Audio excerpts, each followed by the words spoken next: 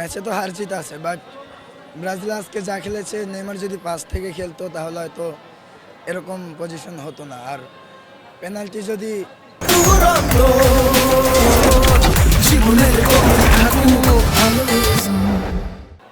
ভিনিসিয়াসকে দিত তাহলে গোল আমাদের 100% ছিল।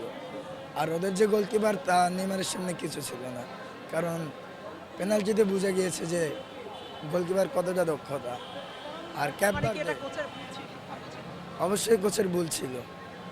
ক্যাপ ভার্দের সাথে যে খেলা হয়েছিল, ক্যাপ ভার্দে কত নাম্বার টিম, তাদের সাথে খেলতে আর্জেন্টিনার মানে এক কথা বললে তারা হারতে হারতে জিতে গিয়েছে, তাদের হয়তো ভাগ্য ছিল, নসিব ভালো ছিল।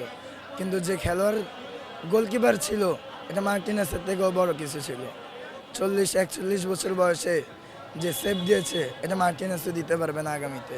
আজকে ব্রাজিল হেরে গিয়েছে, আমাদের তো আর ওদের সাথে কিছু বলার নেই, কিন্তু কষ্টের জায়গা থেকে আমাদের কান্না করা ছাড়া উপায় নেই। কিন্তু আমরা এখন সহ্য করে রয়েছি, বাট তাদের ইজিপ্টের সাথে খেলা আছে, ওই ম্যাচটা দেখার পর তারপর আমাদের ঈদের দিন হবে, যদি তারা বাদ হয়ে যায়, আশা করি বাদ হবে।